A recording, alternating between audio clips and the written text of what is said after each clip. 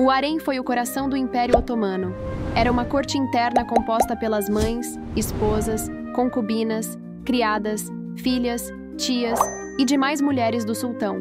Era separado da própria corte e às vezes um local inteiro apenas para o próprio harém. Essa área isolada raramente era vista por alguém de fora além do próprio sultão e seus príncipes. Essas mulheres eram geralmente estrangeiras e originalmente não muçulmanas, pois a lei religiosa proibia os muçulmanos de tomar outros muçulmanos como escravos. Essas meninas e mulheres seriam retiradas das terras vizinhas do império. As escravas podiam entrar no harém como um presente, por meio de um membro da família imperial ou de um estadista de alto escalão, ou podiam ser compradas em mercados de escravos. Normalmente, as que vinham como presentes já eram educadas e mais refinadas. Uma princesa ou um estadista jamais presentearia uma jovem analfabeta ou sem talentos ao grande khan. Essas escravas podiam ser apresentadas ao sultão imediatamente, pois já haviam recebido seu treinamento. A esperança de seu doador era que se tornassem concubinas do sultão. Se isso não acontecesse, elas ainda seriam poupadas do trabalho manual, devido ao seu treinamento e educação superiores. Escravas brancas de olhos azuis e cabelos loiros eram consideradas as melhores entre as melhores. Por isso eram as mais caras. Escravas de pele escura geralmente eram destinadas ao trabalho braçal dentro do harém, enquanto escravas brancas eram educadas para se tornarem potenciais concubinas ou servas de mulheres de alta patente. A vida no harém era de serviço, mas nem sempre de natureza sexual.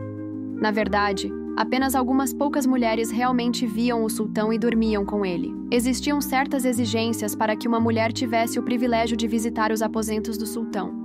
Meninas virgens e de castidade ilibada eram as mais desejadas, por isso muitas meninas eram sequestradas ainda na infância. Esperava-se que elas o servissem de qualquer maneira que pudessem, como lavar suas roupas ou entretê-lo. As escravas compradas no mercado de escravos eram visitadas por parteiras para verificar se não tinham nenhuma doença e se ainda eram virgens assim que entravam no harém. Elas recebiam um nome, geralmente de origem persa, e usavam um pedaço de papel no peito com o novo nome para que os outros pudessem aprendê-lo.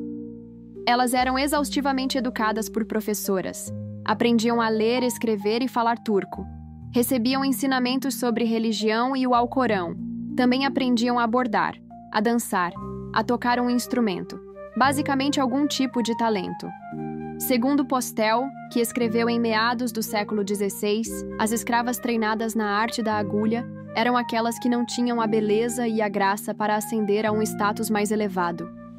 Normalmente, os sultões escolhiam suas concubinas entre as comitivas de suas mães, e era por isso que a validê sultã se cercava das melhores e mais belas garotas do harém.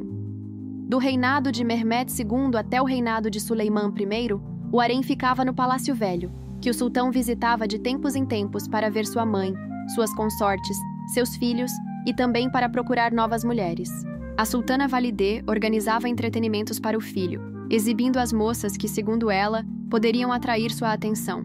Cada uma delas era cuidadosamente escolhida pela sultana Validê e seus acompanhantes, que consideravam também sua beleza, maneiras e talentos. A moça escolhida seria enviada ao palácio de Topkapi para passar a noite com o sultão. Ela seria acompanhada por criados e, se fosse desejada, seria temporariamente alojada em Topkapi, no Salão das Donzelas, para que o sultão pudesse chamá-la com mais facilidade. Uma concubina para a cama era chamada de Gozdê, e a partir de então era considerada importante, pois era a nova favorita do sultão. Ela receberia presentes e acomodações melhores. A história do lenço roxo é apenas uma história como confirmado por Hafsa Kadın, ex-consorte de Mustafa II. O sultão dizia ao chefe eunuco negro com qual concubina gostaria de passar a noite, e ele, discretamente, informava a concubina para que ela pudesse se preparar para a noite. Uma Gozdê ficava no palácio de Topkapi até engravidar.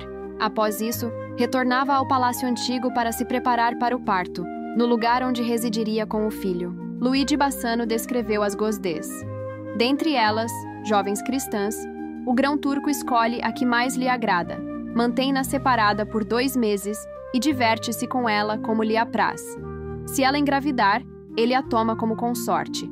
Caso contrário, ele a casa com um de seus homens. Como escreveu Leslie P. Pierce, em resumo, a carreira de uma carié pode culminar de 3 maneiras: ingresso na família dinástica como mãe de um príncipe otomano, promoção a um dos cargos administrativos da instituição do harém, ou alforria, e ingresso na elite governante otomana como esposa de um servo da dinastia.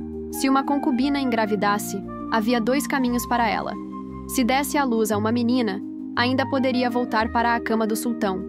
Se desse à luz a um menino, seu papel sexual estava encerrado. O resto de sua vida seria dedicada à educação e à proteção do filho. A mãe de uma criança não era chamada de sultana. Antes da era Hazeki, o título de sultana era reservado às princesas imperiais. Ela seria chamada de Hatun, mas sua posição ainda seria alta.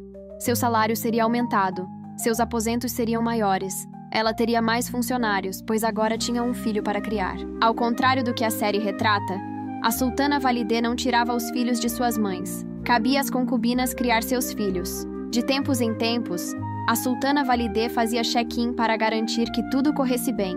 E o mesmo fazia o sultão, durante suas visitas ao antigo palácio. No harém pré-Hazeki, os únicos títulos eram Hatun, sultana para as princesas imperiais a partir do reinado de Bayezid II, e Valide Hatun para a mãe do sultão, mas nem sempre. Aizi Hafsa, mãe de Suleiman, pode ter sido a primeira concubina a receber o título de sultana, tornando-a, portanto, uma Valide sultã, mas não se sabe ao certo se ela era chamada mesmo assim. Depois dela, Hürrem também teria ganhado tal privilégio. A carreira de uma consorte otomana durante o sultanato das mulheres pode ser resumida assim: Valide Sultan, a mãe do sultão. Ela supervisionava o harém e era a mulher de mais alta posição no império. Hazeki Sultan, a consorte favorita. Ela era a mãe do filho mais velho, como Emetullah, Nurbano e Safi, ou simplesmente a consorte mais amada do sultão, como Hürrem e Kosen. Ela geralmente tinha vários filhos, pois com ela o sultão não seguia a regra de uma mãe para um filho.